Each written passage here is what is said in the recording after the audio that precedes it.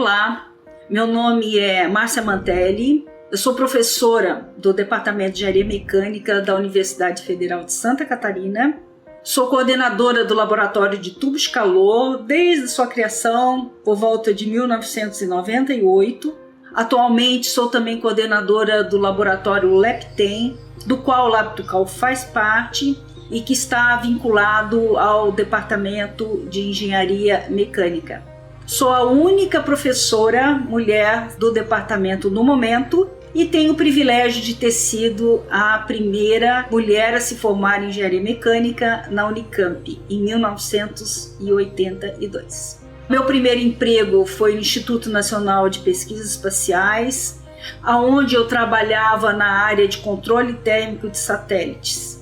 Na época, nós necessitávamos de desenvolver tubos de calor para o controle térmico dos eletrônicos dentro de satélites e, na busca de universidades parceiras, eu descobri a Universidade Federal de Santa Catarina, na época iniciando um projeto. Fui fazer meu doutorado fora do Brasil e no meu retorno eu não voltei mais para o INPE. Eu vim diretamente aqui para a UFSC para continuar aquela linha de pesquisa que de uma certa forma eu havia ajudado a construir ainda como pesquisadora do INPE.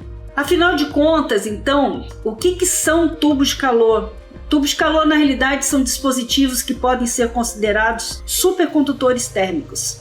Eles têm uma grande facilidade de conduzir calor. Basicamente, eles são simples e eles são compostos por um tubo, e esse tubo oco, onde as paredes internas são revestidas por um meio que a gente chama meio poroso, pode ser, por exemplo, uma tela metálica enrolada, encostada perto da superfície interna do tubo. Dentro do tubo, depois de bastante limpo e evacuado, nós colocamos uma determinada quantidade de fluido de trabalho, por exemplo, a água.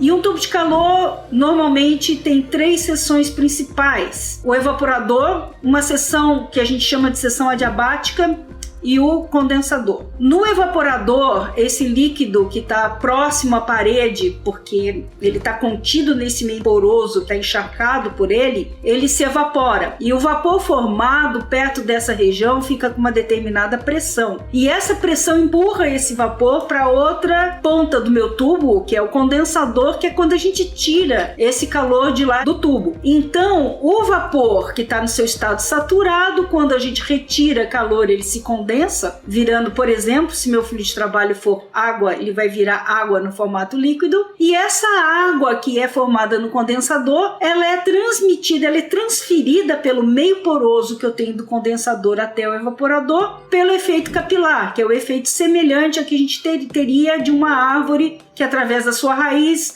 retira água do solo para poder alimentar, por exemplo, as folhas e todos os galhos. Então esse efeito de capilaridade também é usado no tubo de calor para fazer o transporte do líquido.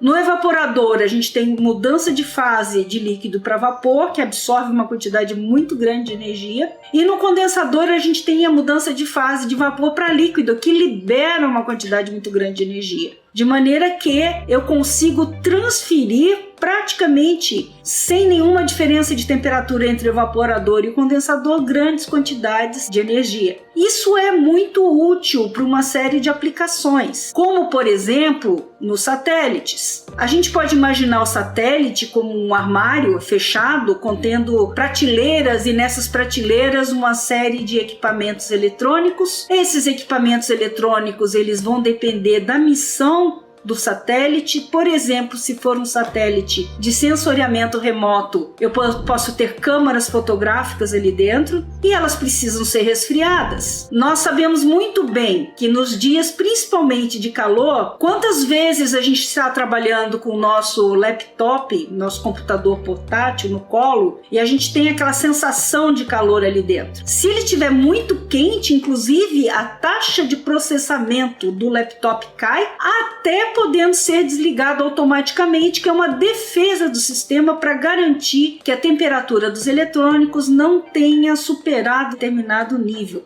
Isso também acontece para satélite, isso vai acontecer, por exemplo, para aplicações em equipamentos eletrônicos dentro de aviões, ou seja, os aviônicos.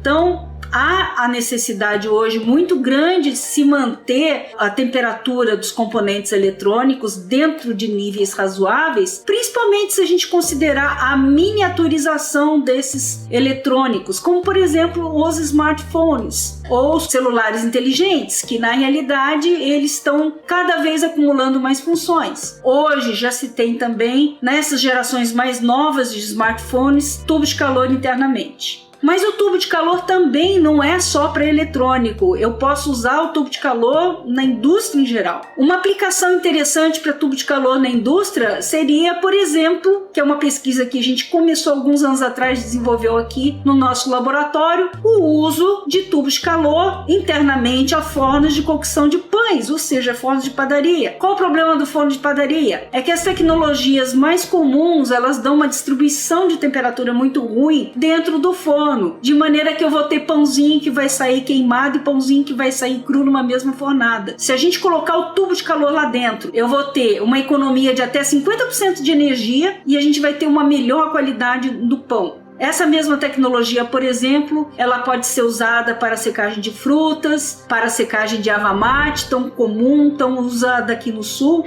com qualidade, porque essa secagem é feita sem o contato, por exemplo, da combustão de um produto qualquer, de uma lenha, com o produto que a gente está secando, porque a fumaça dessa lenha, ela contamina esse produto. E muitas vezes o Brasil não consegue nem exportar produtos por má qualidade do processo de secagem. E nisso, o tubo de calor entra ajudando no processo de secagem, porque eu tiro o calor, por exemplo, de uma chama, de uma lenha que está se queimando e simplesmente uso o calor sem usar a própria fumaça na secagem dos produtos. Existem outras aplicações de grande porte, por exemplo, a indústria do petróleo, onde a gente pode reduzir a poluição térmica que vem de chaminés de processos industriais, não só do petróleo, mas outros também. Reduzir o consumo de água que a gente observa, por exemplo, em torres de resfriamento. Muitas vezes você vê uma grande indústria e vê uma fumaça branca em cima dessa indústria. Às vezes não é fumaça, é vapor, e esse vapor está sendo perdido para a atmosfera de algum rio ou de alguma fonte, secando esse vapor, e a gente sabe hoje a necessidade de água, a dificuldade de água que é em muitas regiões do mundo e do nosso país. Então existe uma série de aplicações onde os tubos de calor são importantes e a gente, todas essas que eu citei aqui com vocês, o nosso laboratório já desenvolveu, nós temos patentes sobre essas aplicações todas e muitas mais.